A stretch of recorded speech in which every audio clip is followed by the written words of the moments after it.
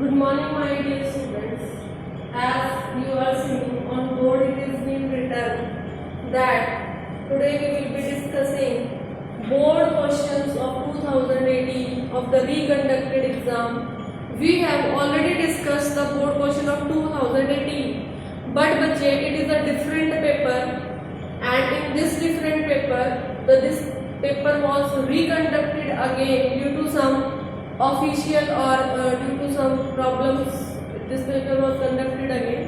So this is the question paper of that reconducted exam, and today I am discussing here with you part A, macroeconomics questions. What I will discuss? Macroeconomics questions of reconducted paper of 2018. Clear picture? So now let me start with it. And without making much delay, let me start with it. So first question is, give one example of negative externalities.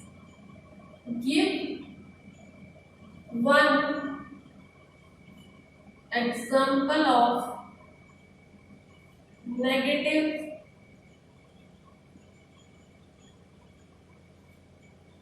externalities. This is the first question and it is for 1 marks. And in this picture, what is to be written? As I have told you in chapter number 1, or you can say chapter number 4, as per your reference books, as per the notes being given to me to you, there I have discussed two things, that externalities are of two types, positive and negative. Positive externalities are those externalities in which they have positive effect on the economy.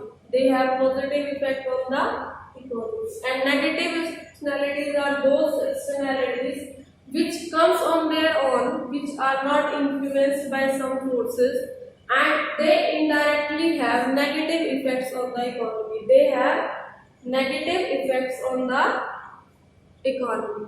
So smuggling and illegal things, corruption, these are some kind of negative externalities. Many more are there. You can write your own examples also. While doing notes, we have discussed it in detail. From there you can write anything. This is all about the first question, bache. And now the second question is, it is an MCQ and it is saying credit creation by commercial banks. Credit creation by commercial banks is determined by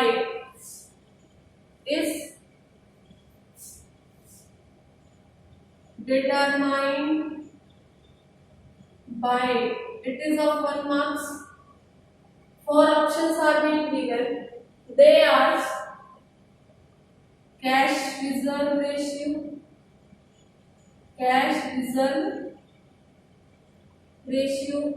Second option is statute fee liquidity ratio,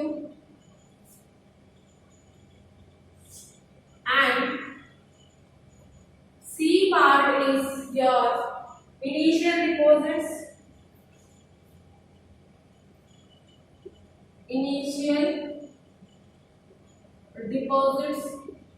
and D part is your all of the above. As we have discussed this in chapter number 6 as per your notes, and chapter number 3 as per your NCERT books, this is having answer all of the above. What is the answer for this question? Commercial bank creates credit on the basis of CRR, SLR, initial deposits. It means all of the above. Next question is question number 3. State any two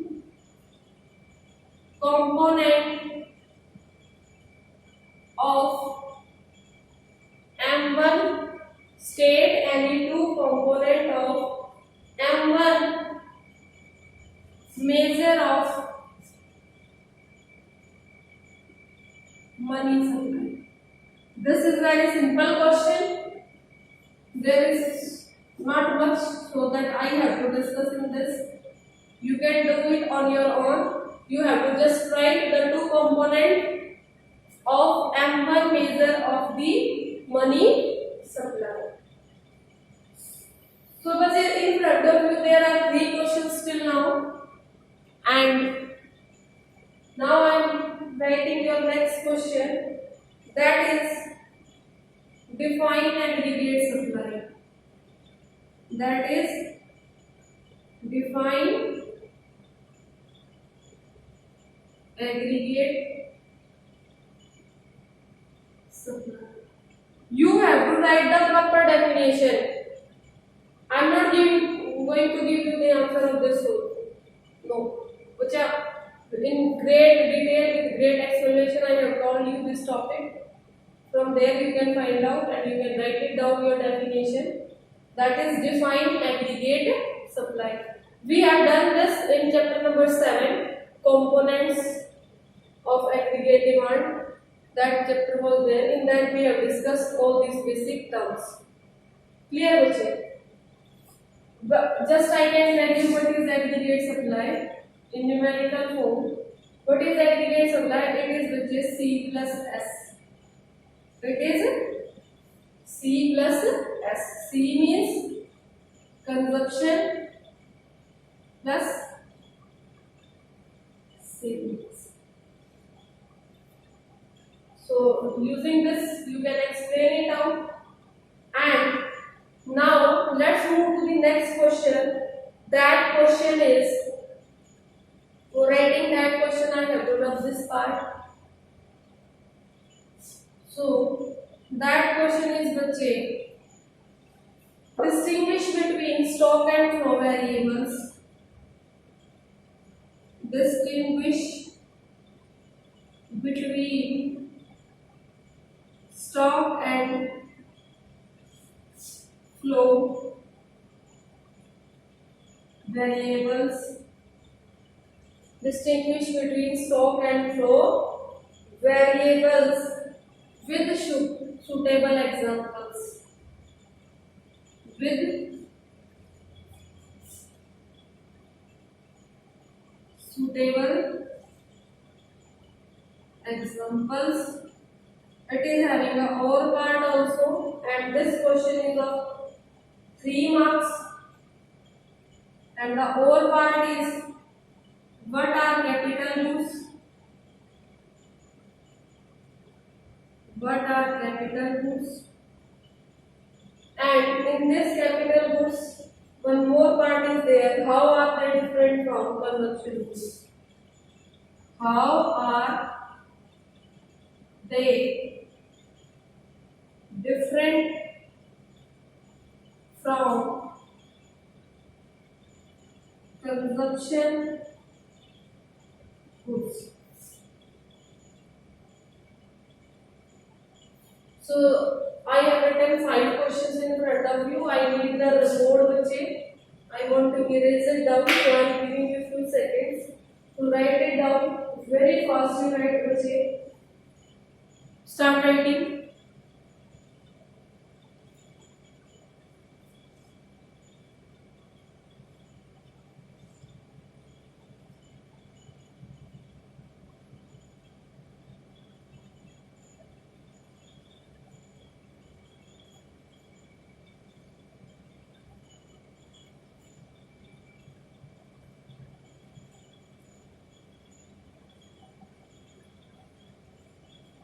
I think this or part is not visible to you.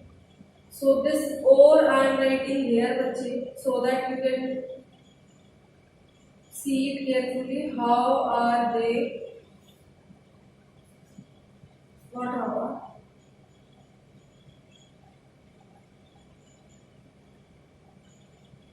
What are capital goods?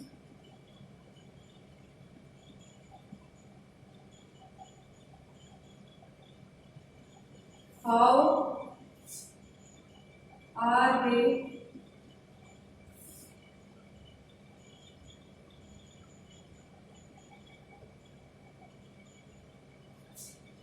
different from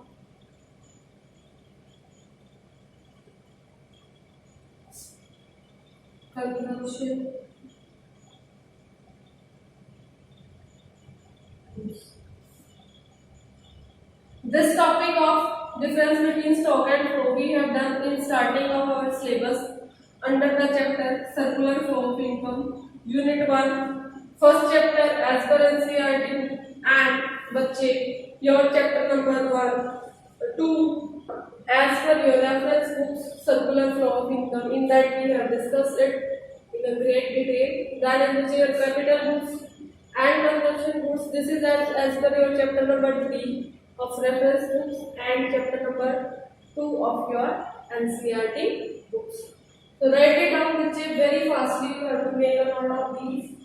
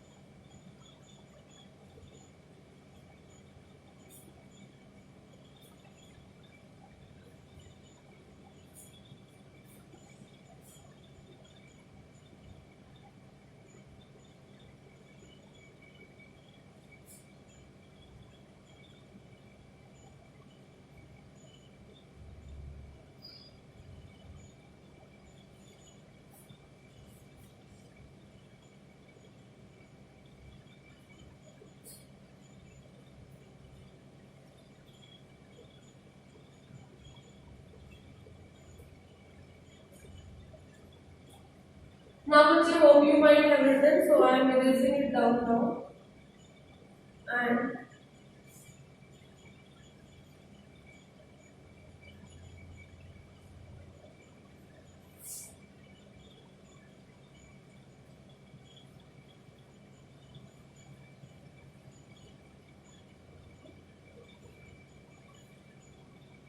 now let's come to question number 6.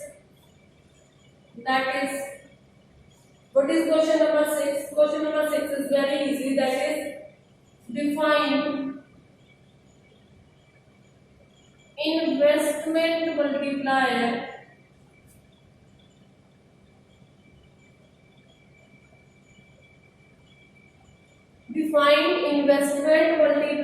and how is it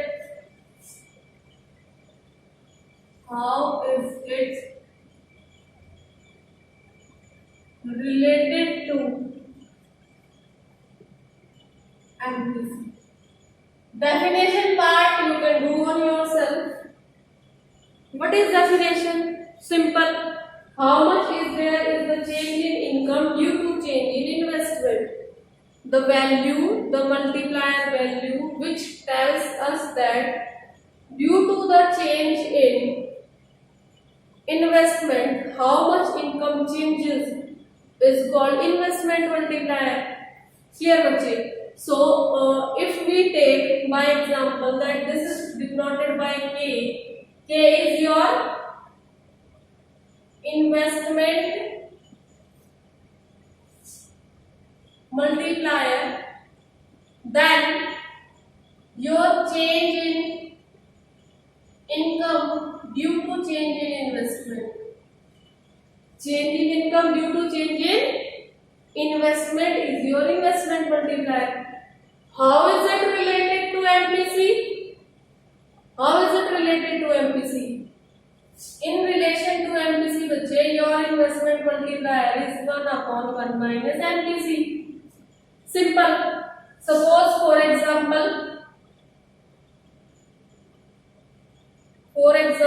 MPC is 0.5.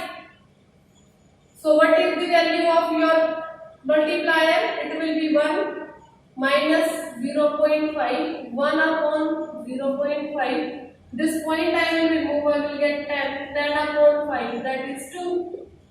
So what is multiplier value? K is equal to multiplier, that is equal to 2. It means if investment changes, then it will have twice multiplier effect on income. Clear, बच्चे? Now by chance, if it is there, it is instead of this, if we are taking, suppose MPC is 0.2, then what will be the K value? 1 upon 1 minus MPC, 1 upon 1 minus 0.2, 1 upon 0.8, point remove, 10 by 8.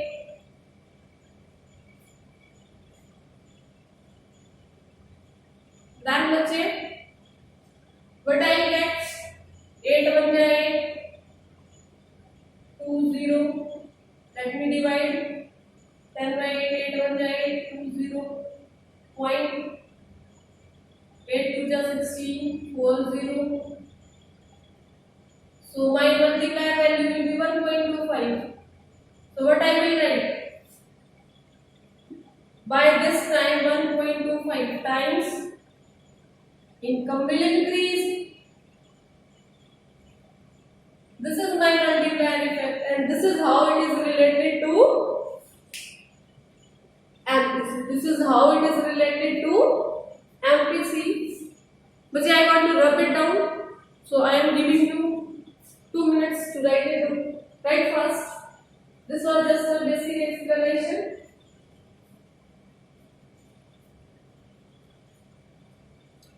This was all about the explanation of question 6, बच्चे. How you have to attempt this question.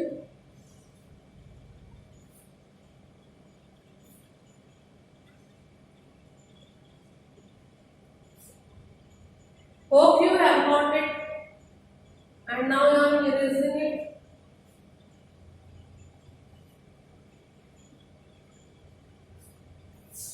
And of how many marks it is? It is of 3 marks. It is of 3 marks. Now let me move to question number 7. That question number 7 is, what is monetary policy? What is monetary policy? And it is having second part also, that is state any 3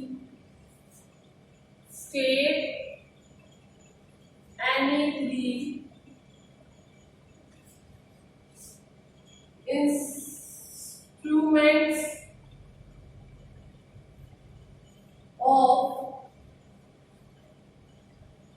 monetary policy.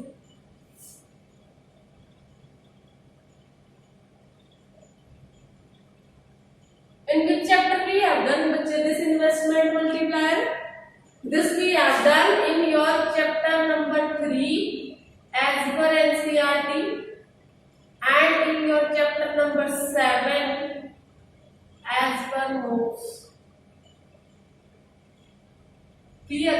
This we have done already. Now what is monetary policy? States is any three instruments. This also we have done, and this we have done in budget chapter, that is chapter 4 of NCERT and chapter 10 of notes. So from there easily you can write it down with proper explanation. What is monetary policy and state any three instruments of monetary policy. Now next question is define full employment. What is next question? Define full employment in an economy. In an economy, discuss the situation of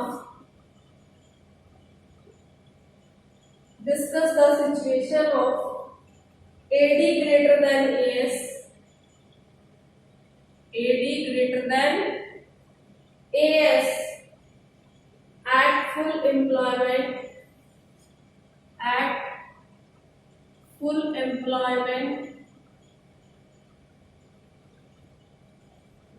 income level.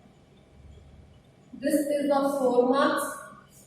This is also of your 4 marks. Now in this question, what you have to explain? You have to explain your excess demand situation. Excess demand situation. Your demand is greater than your supply. So you have to explain here excess demand situation as we have done in chapter 9 as per notes and chapter 3 as per NCERT. I have done this topic with you with greater detail. I have done this. Now this question 9(8) is having an or part. That or part is, what are the two alternative ways of determining? What are the two alternative ways of determining? What are the two alternative ways of determining equilibrium level of income? Equilibrium level of income. Equilibrium level of income. How are these related? How are these related? This question is from Bacha, your chapter number 8 as per notes and from your chapter number 3 as per your NCERT books, and it is asking from you determination of equilibrium level, determination of equilibrium level approaches. But it is asking determination of equilibrium level approaches. You are having two approaches, ADAS approach,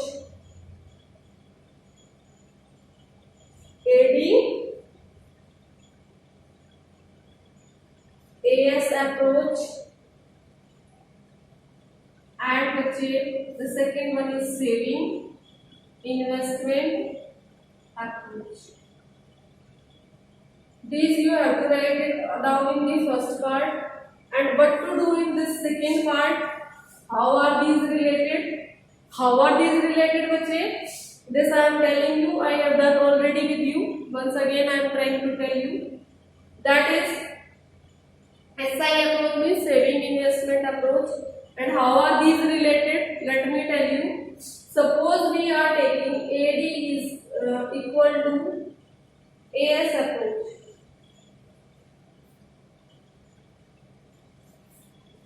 As we know, income is equal to C plus I,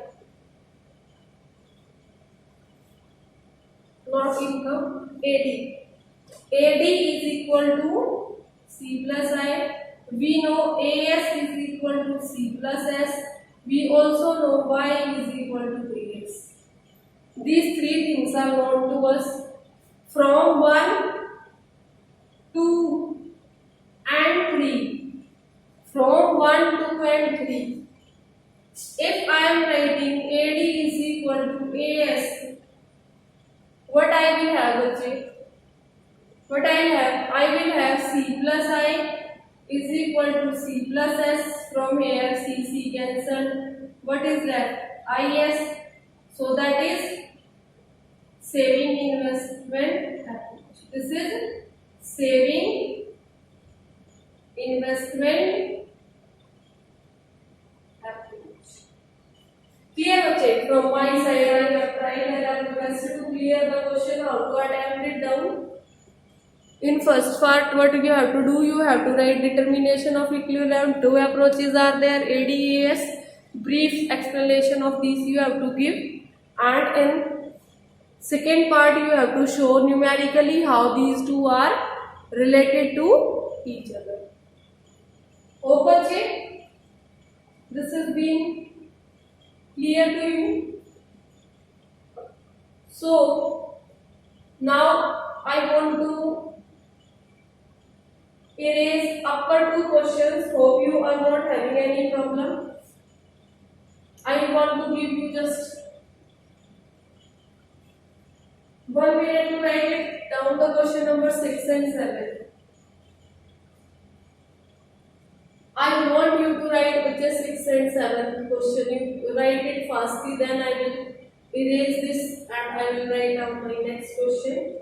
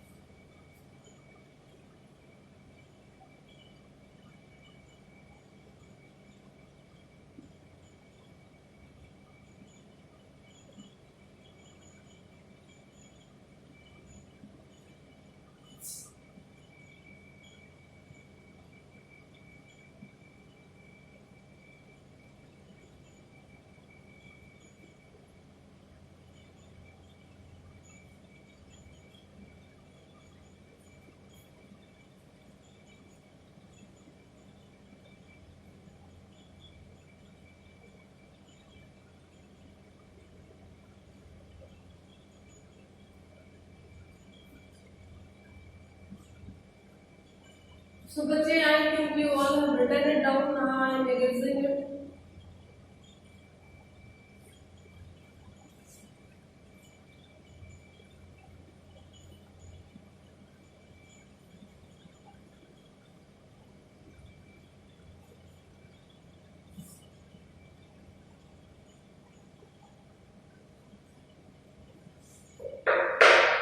Now we are on question number 9 with you.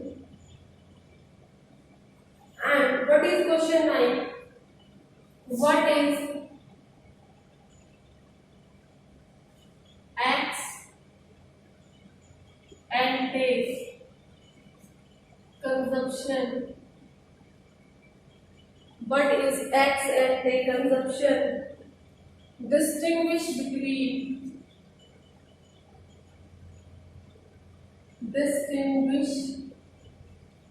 between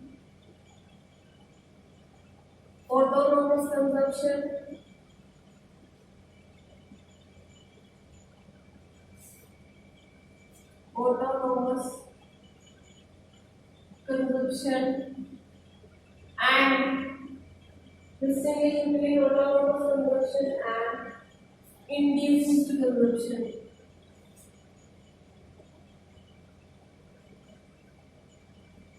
Induced consumption. This question is also from Beta chapter 3 of your NCERT and your chapter number 7 of notes. Clear, Bache? You have to just give the definition of ex ante consumption. I have clearly defined to you the meaning of these. Ex ante you already I have defined. And Bache, simply you have to then distinguish between autonomous consumption and you have to distinguish between induced consumption. Clear, my students? And Bache, now I want to discuss with you question number 10. And what is that question number 10? That question number 10 is, what is government budget? What is government budget? How much marks this question number 9 is? This question number 9 is of 4 marks. Clear? And what is government budget? Explain its major components. Explain its major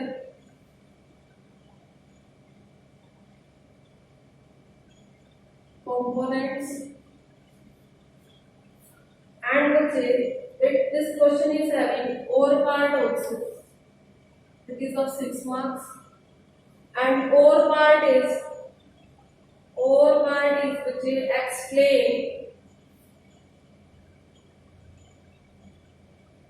explain A part, allocation of resources,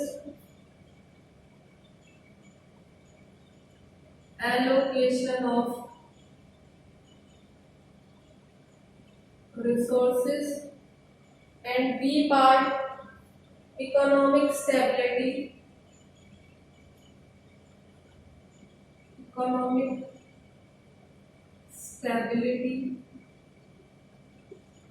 as an objective of government budget. As objectives of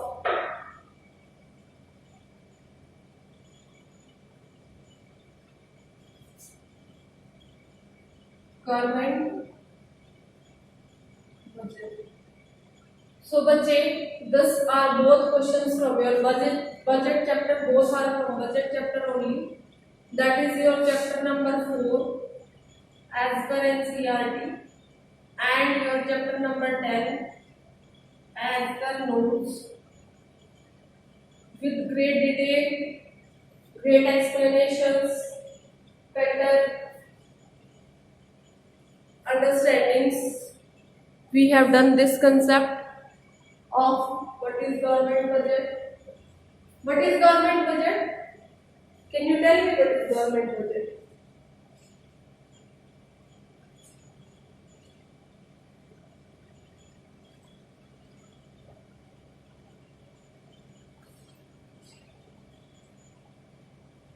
Government budget is an annual statement showing item-wise estimates of receipts and expenditure of government during a fiscal year is called government budget.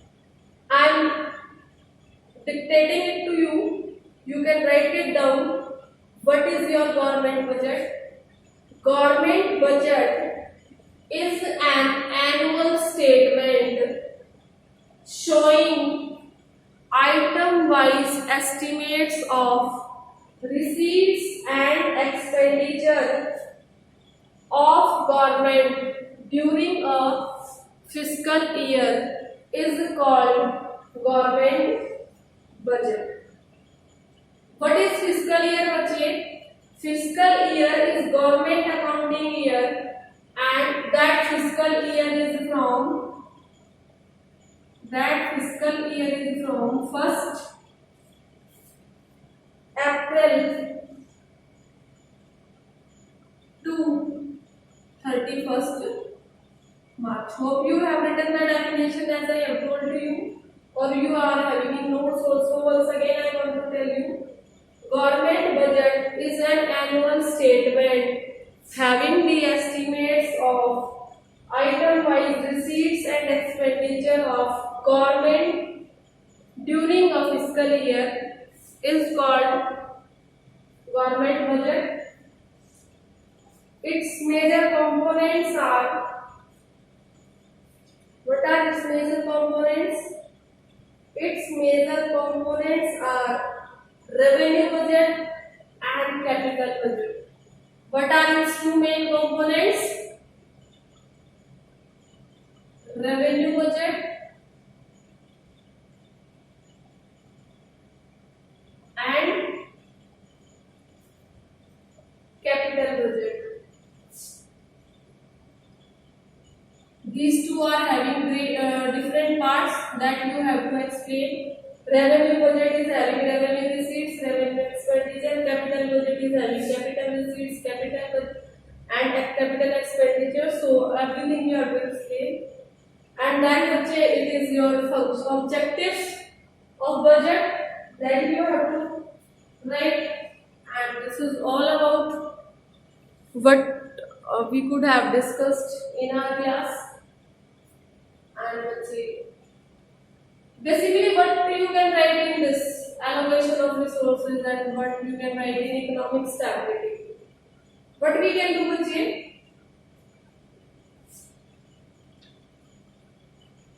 In allocation of resources, government provide provision for various public goods like national defense, roads, parks, etc. for the social welfare of the public. If public goods are financed through the budget, they are called public provisions, and if public goods are directly produced by government, it is called public production. And as per the second definition of economic stability, as per this second one of economic stability, what you can write down, Bachche? You can make a note. I want to speak with a very slow fluency. I want to do it so that you can write it down. What is here, Bachche? Here it is that as we know that in an economy there exist situations like inflationary gap and deflationary gap. There exists situation like inflationary gap and deflationary gap. These two types of situations exist in an economy. You know, already we have discussed these two words, inflationary gap and deflationary gap. These situations need to be controlled to maintain economic stability. These situations are need to be controlled to maintain economic stability. So whatever the government budget provisions we are making to reduce inflationary gap and deflationary gap using monetary policies,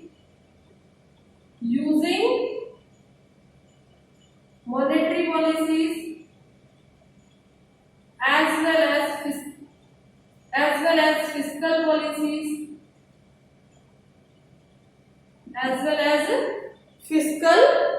policies, and few policies of surplus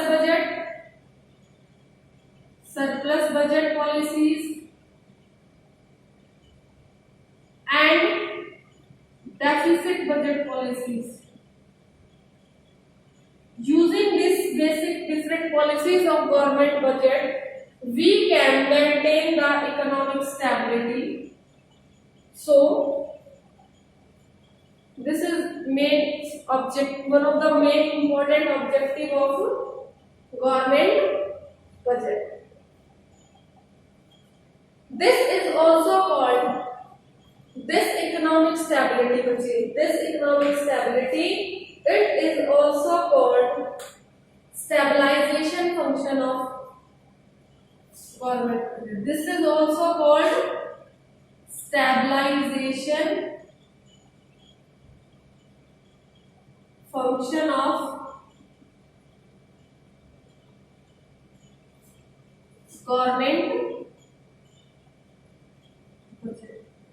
They can ask you in another words also that explain the stabilization function of the government budget or explain the objective of government budget as economic stability. They both are one and the same.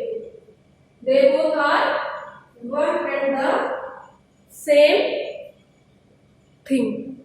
Now, बच्चे, I want to just hold my class, finish, and what we will be doing now. In next class, I will be discussing with you left out questions,